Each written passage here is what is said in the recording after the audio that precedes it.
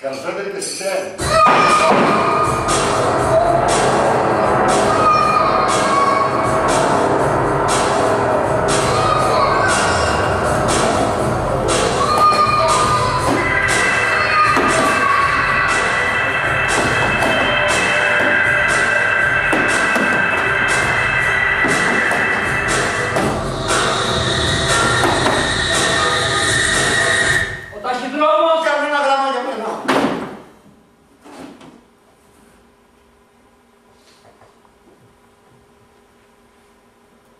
Μια κάρτα μόνο. Φίστερ, πώς το είπα, αυτός από πάνω είναι. Ο άντρας με το σμόκι και την εφημερίδα και με προσκαλεί. Τι φράσεις. Πρέπει να φύγω το γρηγορότερο. Φίστερ, Φίστερ, Φίστερ, Φίστερ. Καλφρέτε και στις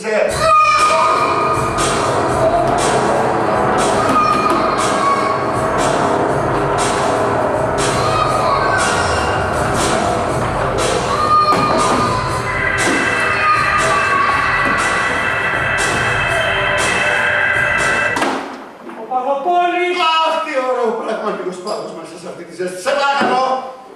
Γύρε λίγο το πάγο. Θέλω να τον ακούω να λιώνει και τις σταγόνες να πέφτουν. Είναι σαν την κλεψίδρα που μετράει το χρόνο, τον ατέλειωτο χρόνο.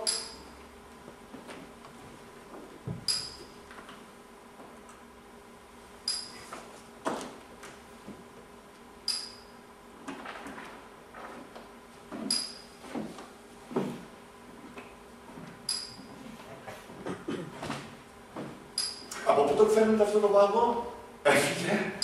Όλοι εξαφανίζονται. Όλοι πάνε σπίτι τους να έχουν λίγη παρέα, να πούν δύο κουβέντες. Καλφρέτε και εσείς,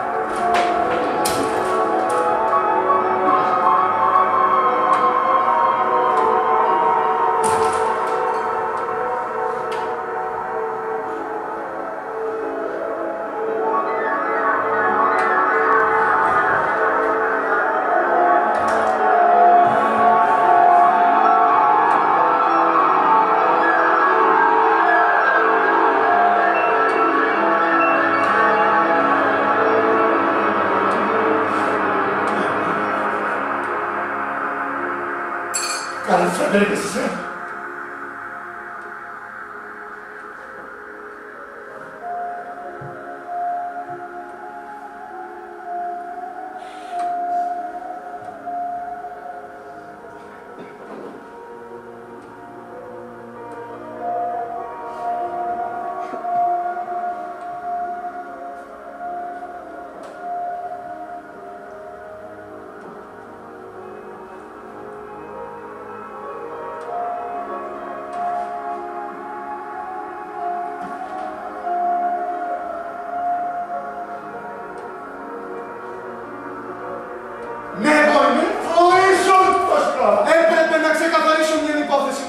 βέβαια, μόνος ήμουν. Έλα τώρα να παίξουμε σκάκι. Θα προτιμούσα να μιλήσουμε, θα σου έκανε καλό. Ναι, αλλά εμείς πάλι να καταλήγουμε να μιλάμε για το παρελθόν. Και να ξεχνάμε το παρόν. Δεν υπάρχει το παρόν, υπάρχει το παρόν, υπάρχει μόνο μέλλον και παρελθόν. Και εγώ προτιμώ το μέλλον γιατί εκεί υπάρχει κάποια ελπίδα. Ελπίδα για την πράγμα. Για αλλαγή!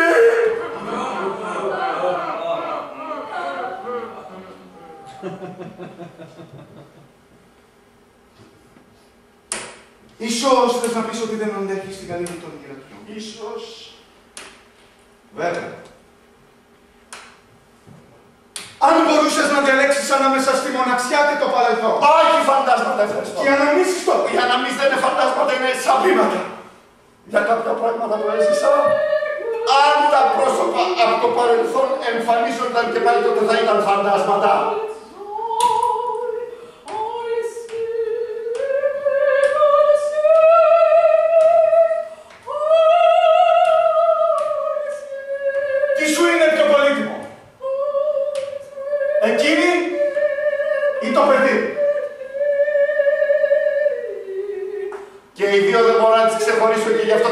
έδειξα και την επιμέλεια. Ήταν όμως σωστό αυτό.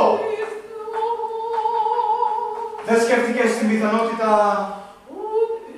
ενός πατριού.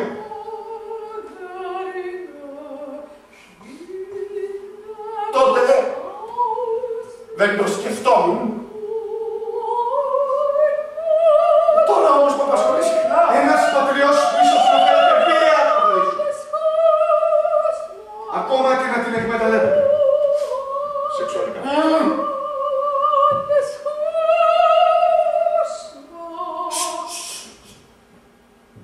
Άκουσες κάποιος? Νομίζω ότι άκουσα αυτά τα μικρά βηματάκια που άκουγα κάθε φορά που η κόρη μου έτρεχε στο διάδρομο να με δει. Το παιδί ήταν ο μεγαλύτερος θησαυρός. Έπρεπε να βλέπεις αυτό το θαραλέο κοριτσάκι που δεν φοβόταν τίποτε, που δεν υποψιαζόταν καμία προδοσία της ζωής και που δεν έκρυβε κανένα μυστικό. Θυμάμαι την πρώτη φορά που αντίκρισε την ανθρώπινη κακία είναι στο πάρκο ένα μικρό όμορφο κοριτσάκι και έτρεξε γαριστά τα κεράκια του να το αγκαλιάσει και να το φιλήσει. Το μικρό όμορφο κοριτσάκι ανταπέδωσε αυτό το φιλί, δαρδώνοντας την στον τάβλο και βγάζοντας της τη γλώσσα έξω. Έπρεπε να βλέπεις την έκφραση της μικρής μου Σαρλότ, είχε παραλύσει τελείως, όχι από πόνο, αλλά επειδή έπρεπε να ανοίγεται μπροστά της η Άβυσσος που ονομάζουμε ανθρώπινη καρδιά. Είχα και εγώ ίδιος μια παρόμοια εμπειρία. Όταν δύο πανέμορφα μάτια ξαφνικά έγιναν εχθρικά, τρόμαξα τόσο πολύ που προσπάθησα να κοιτάξω από πίσω μήπως κρυβόταν κανένας άλλος. Το πρόσωπό της ήταν μια μάσκα.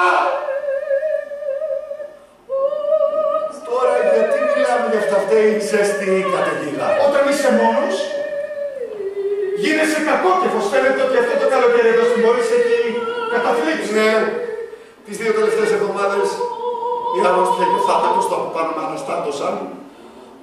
Οι στεναχώριες και τα προβλήματα του ζαχαροπλάστη έγιναν και δικά μου, έτσι ανησυχώ για τα οικονομικά του, το πρόβλημα της γυναίκας του με την όρασή της στο μέλλον του και τώρα τελευταία βλέπω στον ύπνο μου τη μικρή μου Σαρλότ. Τη βλέπω να κινδυνεύει από άγνωστους μυστήριους και ακατανόμαστους κινδύνους και λίγο πριν με πάρει ο ύπνος ακούω απίστευτα έντονα τα μικρά της βηματάκια. Μια φορά ψάχνει τη φωνή και που είναι το νούμερο τα! Τι συναντούσε στον δρόμο!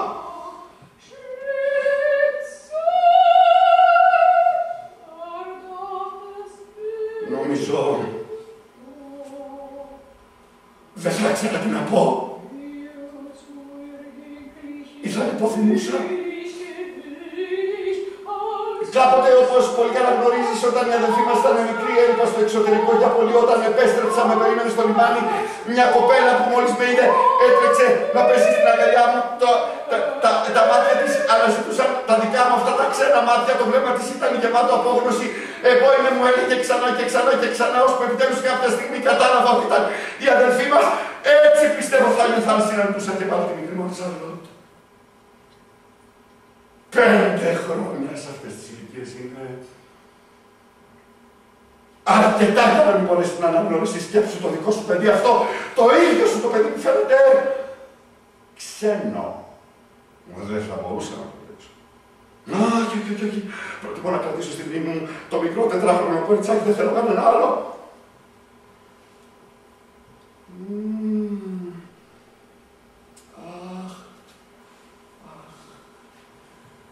Τακτοποιεί τα ρούχα η Λουίς στην τουλάπα.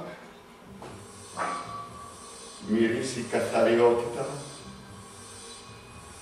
και μου θυμίζει την νοικοκυρά που τακτοποιεί το σπίτι, την καλή νεράιδα που προστατεύει και φροντίζει, την κυρία του σπιτιού που βάζει σε τάξη όλη την ακαταστασία της ρητίνες. Θα πάω μέσα να γράψω ένα γράμμα. Αν θες να μείνεις, δεν θα λύσω.